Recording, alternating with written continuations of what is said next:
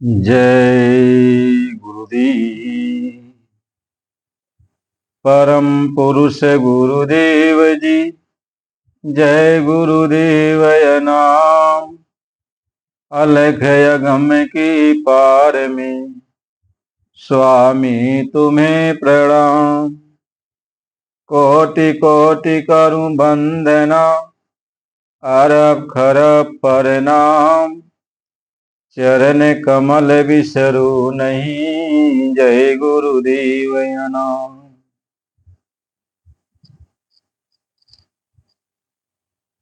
परम पूज्य स्वामी जी महाराज, आप सभी प्रेमी सत्संगी भाई बहनों,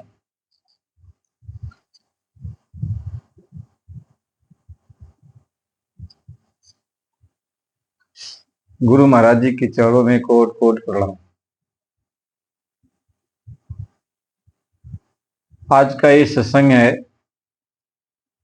कि बलक बुखारी का बादशाह इब्राहिम कबीर साहब जी के पास कैसे आया। देखो, महात्मा जिस जीव को बुलाना चाहते हैं अपने पास, तो कोई न कोई जरिया लगा देते हैं, कोई न कोई रास्ता निकाल देते हैं, कोई न कोई ऐसी बात सामने ले आ खड़ा कर देते हैं कि उस जीव को उस तरफ आना ही पड़ता है।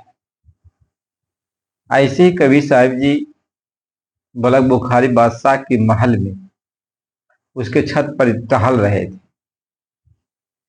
तो उसकी नींद खुली तो देखा कि छत पर कोई टहल रहा है। तो बलक बुखारी का बादशाह ने कहा, अरे तुम कौन हो जो इस इतनी रात को छत पे टहल रहे हो, हमारे महल की छत पर।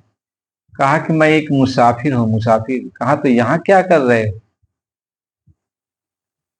कहा यह सराय घर है, यहाँ मैं अपना ऊँट खोज रहा हूँ। ऊँट? कहा मेरे महल को तू सराय घर कहता है? कहा हाँ, सराय घर नहीं है तो और क्या है। तो कवि साहब जी ने कहा कि ये बताओ, इसके पहले कौन था? कहे मेरे पिताजी थे। कहे उसके पहले? कहे उनके पिताजी थे। कहे उसके पहले? कहे उनके पिताजी थे।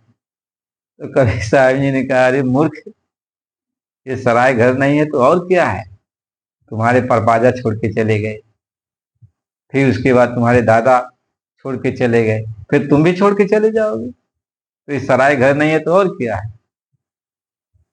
अरे बच्चा, ये तो सराय घर जो है ये है, या मानो तन भी सराय घर है। थोड़े दिन के लिए आत्मा इस शरीर में आई है, और इस शरीर में आई है इसलिए आई है कि इस शरीर में आकर वो परमात्मा से भेंट कर ले, अपनी आत्मा को जगा ले और परवरदिगार मालिक के पास पहुंच जाए।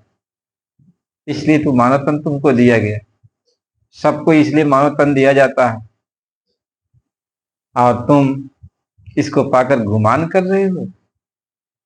अरे बच्चा, ये सराय घर है, सराय घर। इतना कह के वो गायब हो गए। अब वो सोचने लगा, वो बात तो सही कह रहे हैं। वो बात तो सही कह रहे हैं। मेरे दादा चले गए, फिर दादा के दादा चले गए, फिर उनके दादा के दादा चले गए, यानी सब चले गए, तो मैं भी चला जाऊंगा। अब उसके दिमाग में एक खटका लगे लगना। तब तक क्या हुआ, कुछ दिन के बाद फिर हुआ महल पर। ऐसे रात में उसकी नींद खुली तो बाहर आया तो देखता है कि फिर महल पे कोई टहल रहा है। अब पूछते हैं, अरे तू कौन है जो टहल रहा है? कहा मैं एक मुसाफिर हूँ। कहा यहाँ क्या कर रहे हो? कहा मेरा ऊँट गायब हो गया, मैं ऊँट खोज रहा हूँ। कहा महल में ऊँट है? और क्या, ऊँट तो महल में ही रहता है, महल में ही गायब होता है। कहे मेरे महल में, ये राजशाही महल है, और इसमें ऊँट गायब हो जाएगा? कहे हाँ। कहे ऊँट गायब हो गया है? कहे यही मूर्ख, ऊँट नहीं गायब हुआ तो क्या गायब हुआ? तुमको कितना समझाया जा रहा है, लेकिन ऊँट की तरह अपने सिर को ऊपर किया हुआ है।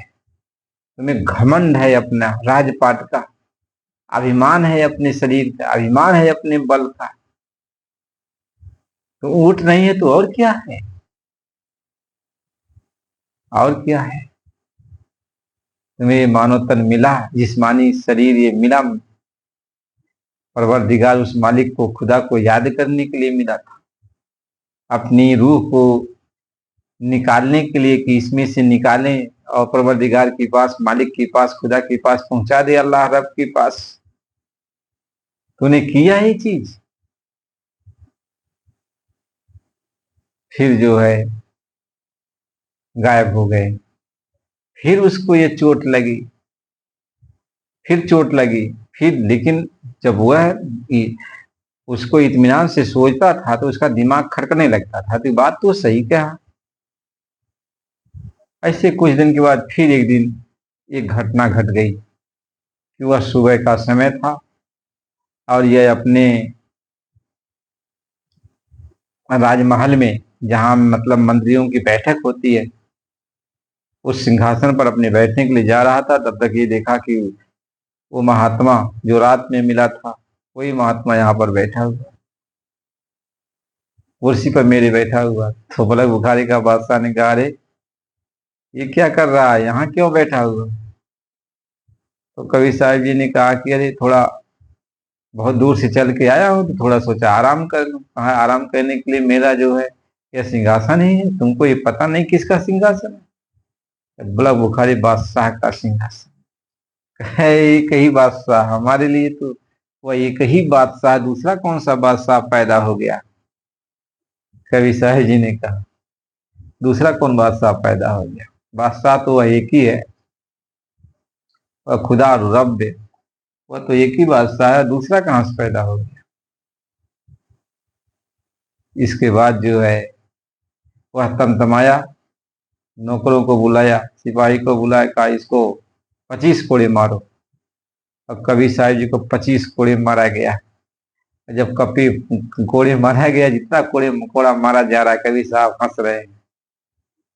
तो जब 25 कोड़ा खा चुके तो ये बादशाह ने कहा कि अच्छा ये बताओ हमको, एक कोड़ा लगने पर आदमी की चमड़ियां निकल जाती हैं, दूसरे कोड़ा पर लहूलुहान हो जाता है, तीसरा चौथा कोड़ा बर्दाश्त नहीं कर पाता, मर ही जाता है। तू 25 कोड़ा को बर्दाश्त कर लिया और हंस रहा है। अच्छा बताओ हंसने का क्या कारण था? तो कबीर साहब जी ने कहा, मैं हंसू नहीं तो रो क्या? मैं ये सोच रहा था कि 2 4 5 मिनट में बैठा होगा तेरे सिंहासन पर, तो जिसकी ये सजा है कि हमें 25 कोड़ा मारा गया, और जो पूरा जीवन भर इस पर बैठता होगा, उसको कितनी मार पड़ेगी जमदूतों की, कितना मारा जाएगा वो, खुदा की फरिश्ते उसको कितना मारेंगे। ये कह करके फिर गायब हो गए। अब रात को इसको नींद नहीं आई। ऐसे 2 4 दिन बीता, सोचता रहा, बीतता सोचता रहा। अंत में उसको राजमहल से नीरस आने लगा, वह उदास हो गया। वो महात्मा जो कह रहे हैं वो बात तो सही कह रहे हैं, जो फकीर आया वो बात तो सही कह रहा, लेकिन वो गायब हो जाता है। तो उससे वो पूछ लिए थे, जब कोड़ा मारा जा रहा था तो कवि साहब से पूछ लिए, अच्छा ये बताओ तुम रहते कहाँ हो? तो कहे हम भारत देश में रहता हूँ और काशी नगरी है, वहाँ मेरी एक छोटी सी कुटिया है, मेरा नाम कबीर है, यदि तुम्हें कभी मिलना हो तो वहां चले आना। उसको ये बात याद थी। जब उसको रहा नहीं गया, राजमहल सब सूना लगने लगा, राजपाट कुछ अच्छा नहीं लगता, तो एक दिन विचार पक्का कर लिया कि अब राजपाट छोड़ ही देंगे। तो उसने जो है रात में अपना भेष बदला और निकल गया। उस समय जो है वो नाव चलती थी, बड़ी बड़ी नाव, उसको जहाज कहा जाता था। समुद्र में नाव चलती थी, उस पर बैठकर इस पार से भारत देश में चला आया और काशी नगरी पूछते हुए चला आया। तो देखा कवि साहब जी को पहचान गया, उनके चरणों पर गिर पड़ा। कहा इतनी दूर आप कैसे चले जाते थे? कहीं अरे चला जाता था तुम्हें समझाने के लिए, तुमको होश में लाने के लिए गया था। तो कहा कि इब्राहिम की अब मैं नहीं जाऊंगा आपको छोड़ करके। तो लग गया कवि साहब की सेवा में, जो कुछ भी सेवा उसको मिलता हो कवि साहब की सेवा करता। ऐसे कुछ दिन बीत गए तो लोई ने कहा यदि यह बादशाह, इसको नामदान दे दीजिए। तो कवि साहब जी ने कहा अभी बर्तन पका नहीं है, अभी कच्चा है, अभी नामदान दे देंगे तो अभी कुछ कर नहीं पाएगा, अभी पक जाने दो इसको।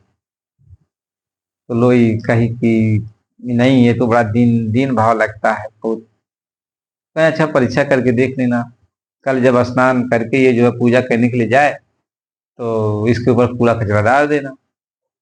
तो स्नान करके जब वह जा रहा था स्नान करके पूजा करने के लिए, तब तक उसके ऊपर पूरा कचरा डाल दिए। जब डाल दिए तो वो देखा तो कहा न हुआ ये बलग उखाड़े का बादशाह, नहीं तो तेरी चमड़िया भी खींच लेता। तो डर डर के मारे कांपने लगी। तो कवि साहब से कही ऐसी ऐसी बात है। तो कवि साहब ने कहा हाँ, अभी बर्तन इसका पका नहीं है, अभी ऐसे रहेगा जब पक जाएगा। तो ऐसे जब 12 साल हो गया तो कवि साहब ने कहा अभी पक गया है, अब इसको बहुत से गंदा सामान तुम जो है इसके ऊपर डाल देना। तो ठीक वैसा ही किया, नहा धो करके पूजा करने के लिए जब जा रहे थे तो गंदगी का मतलब बहुत खराब, मतलब गोबर ओबर और लीद उद जो है घोड़े की, वो सब इकट्ठा करके उसके ऊपर डाल दिया। जब डाल दिया तो कहा कि ओ माँ, इससे तो मैं कई गुना ज्यादा गंदा हूँ, मेरी गंदगी को देखा जाए तो दुनिया में ऐसी कोई गंदगी नहीं है, मैं बहुत बड़ा गंदा हूं। तब कवि साहब ने कहा देखा अभी पक गया। नहाया, उसको नहवाया गया, धोया गया, साफ सुथरा किया गया। और कवि साहब ने उसको बैठा कर रास्ता दे, जैसे ही नामदान दिया उसकी सूरत चढ़ गई, उसकी रूह को निकाल दिया, चल गया सचखंडे सतलोक, चला गया अपने मालिक का दर्शन कर लिया। कहे नजर जब मुर्शद ने की तो कतरे से दरिया कर दिया, बंदे का बंदा जब मिला बंदे से मौला कर दिया। तो मालिक की नजर पड़ गई। तो वो तो पल भर में काम करते हैं, बस बर्तन साफ सुथरा हो जाए। स्वामी जी महाराज तो यही कहते कि बर्तन बर्तन बच्चा साफ हो जाए तो मुझे ले चलने में देरी नहीं है, तुम साफ सुथरा हो जाओ। अरे वैसे मैंने सबको नामदान इसलिए दे दिया कि किसका कब समय पूरा हो जाए, कब क्या हो जाए, फिर दोबारा मानव तन मिले न मिले, इसलिए मैंने सोचा सब जो भी आ गए हैं सबको नामदान दे दिया जाए, फिर उनसे परहेज करवाया जाएगा, फिर उनसे सेवा करवाई जाएगी, धीरे धीरे उनके अंदर निर्मलता आएगी। जब निर्मल हो जाएंगे तो फिर अपने घर चल लेंगे। तो स्वामी जी महाराज ने यही कहा कि हमारे गुरु महाराज जी ने यही कहा था, ये इनकी दौलत है, इन रूहों की इनको बांट देना, अपने पास रखना मत, और इनका भला हो जाएगा। तो ये तुम्हारी दौलत है, गुरु महाराज जी ने कहा, ये आत्मा की दौलत है, इसको ले लो प्रेम प्यार से और ले लो, कमाई करो, अपने घर चलो। स्वामी जी महाराज इतने प्यार से हम लोगों को समझाते थे कि महात्मा भाई सभी एक ही होते हैं, लेकिन गुरु महाराज जी का जो प्यार मोहब्बत हम जब याद करते हैं तो दिल भर जाता है। गदगद वाणी कंठ में आंसू तब के नहीं, गला रुधने लगता है। तो गुरु महाराज जी की बड़ी दया, बड़ी कृपा बहुत अपार होती है अपने प्रेमियों के लिए। तो हम सभी प्रेमी मिल बैठकर अपने मालिक को याद करते, गुरु को याद करते हैं और मालिक की चर्चा करते हैं। इससे निर्मलता आएगी, विरह तड़प पैदा होगी, हमारा साधन भजन बनेगा, मालिक की दया हो जाएगी, एक न एक दिन हमारी रूह ऊपर चल जाएगी, आसमान का सफर करने लगेगी। इसलिए हम सभी प्रेमी भाई बहनों को मिलजुल कर रहना चाहिए, किसी की निंदा चाहे चुगलाई नहीं करना चाहिए, इससे बचना चाहिए। अपना बोझ उठाया नहीं जाता, दूसरे का बोझ हम उठाकर क्यों मर रहे हैं। सत्संग हम क्यों करते हैं, इसलिए तो करते हैं अपनी एक एक बुराई को निकालने के लिए। काम निकालो, क्रोध निकालो, लोभ निकालो, मोह निकालो, अहंकार निकालो, दीनता ले आओ अपने को, मान बढ़ाई अपने को दूर दूर कर दो अपने अंदर से, छोटे बड़े का भान खत्म हो जाए, ईर्ष्या जलन खत्म हो जाए। यही सब तो है सत्संग में कि एक एक चीज जाके निकालेंगे। और हम सत्संग में गए, हमारे अंदर मान बढ़ाई कूट कूट कर भरा हुआ, बड़ा बनने का बात। अरे दुनियादारों से छोड़ दो, अपने सत्संगियों से सोचते हो कि ये हमारी इज्जत करे, हमको बड़ा कहें, सम्मान दे, तो आप बड़ा खुश रहते। मान सम्मान कहे, लाभ और मान क्यों चाहे, पड़ेगा फिर तुझे देना, कर्म जो जो करेगा तुम वही फिर भोगना भरना। यहाँ लाभ मान के चक्कर में तू पड़ा हुआ, तो यही तुम्हें देना लेना फिर पड़ेगा। और मैं चाहता हूं तुम निकल चलो, लेकिन तुम इसी लाभ हानि के चक्कर में पड़े हुए। इसलिए प्रेमी भाई बहनों, सत्संग सुनोगे, समझदारी आएगी और धीरे से अपने घर निकल चलो, अपने घर निकल चलोगे।